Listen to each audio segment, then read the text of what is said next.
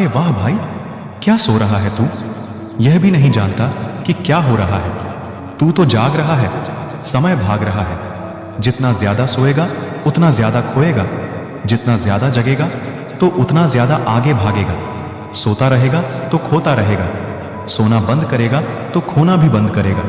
चाहे कितना भी समय हो रहा हो, तो तू अपनी नींद को उसी तरह अलग कर देना जैसे सांप केंचुली को अलग करता है। अगर सांप अपनी केंचुली को अलग नहीं करेगा तो वह भी केंचुली की तरह आलसी हो जाएगा, सड़ जाएगा। इसलिए उसको केंचुली उतारनी ही पड़ती है। ठीक इसी तरह से अगर तुम अपने आलस को, अपनी बहुत ज्यादा या बिना जरूरत की सोने की आदत को नहीं उतार फेंकोगे, तो यही आदत तुम्हें खा जाएगी और तुम कई लाइलाज बीमारियों के मरीज बन सकते हो। जैसे कि जिंदगी में बर्बाद होने की बीमारी, अपने सपने खुद ही तोड़ देने की बीमारी। आलस के साथ बिताया गया हर एक पल मृत्यु के समान है, क्योंकि आलस के वक्त तुम्हारा खुद का कोई अस्तित्व नहीं रहता। जब भी जरूरत से ज्यादा नींद आए तो सोचना कि क्या पूरी दुनिया ही सो रही है? नहीं, मेरे दोस्त जो आगे बढ़ने के शौकीन हैं, बड़े ही इंटरेस्ट के साथ जागे जा रहे हैं और आगे पढ़े जा रहे हैं, और उनसे तुम इतनी स्पीड से पीछे हटते जा रहे हो।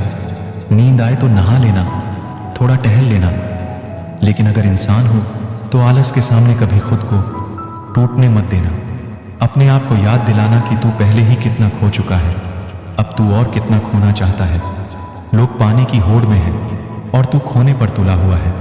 लोग पागल है कुछ बड़ा करने को और तू जिद पर अड्डा है आलस का घड़ा भरने को। जिनको जिंदगी में कुछ करना होता है तो सबसे पहले तो अपनी नींद को उसकी लिमिट में रखते हैं। अगर तुम सच में नहीं खोना चाहते और तुम्हारा काम में या पढ़ाई में इंटरेस्ट है, तो नींद जबरदस्ती कभी नहीं आएगी। जो लोग बोलते हैं कि पढ़ते वक्त नींद आती है, तो उनसे मेरा कहना है कि देश की सीमा पर जो सिपाही खड़ा होता है, तो रात में उसकी एक हल्की सी झपकी भी पूरे देश पर भारी पड़ सकती है। सो तो वह भी सकता है, लेकिन फिर भी ऐसा क्या है जो उसको ठंड में, गर्मी में, बरसात में चलाए रखता है?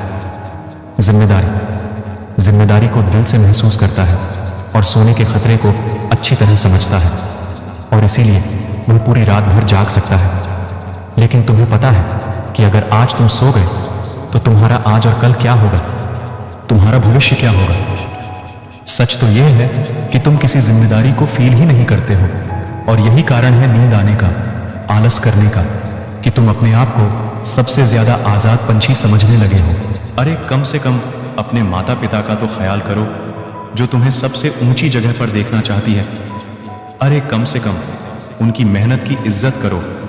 तुम्हारे सपनों के लिए, तुम्हें बड़ा आदमी बनाने के लिए वो लोग अपने सुख चैन भूलकर मेहनत करते हैं ताकि तुम्हें बड़ा बना सके।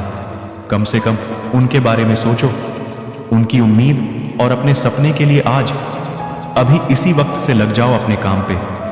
आगे बढ़ो अपने लक्ष्य की ओर, और बढ़ते चलो, रुकना मत तब तक जब तक कि मंजिल न मिल जाए।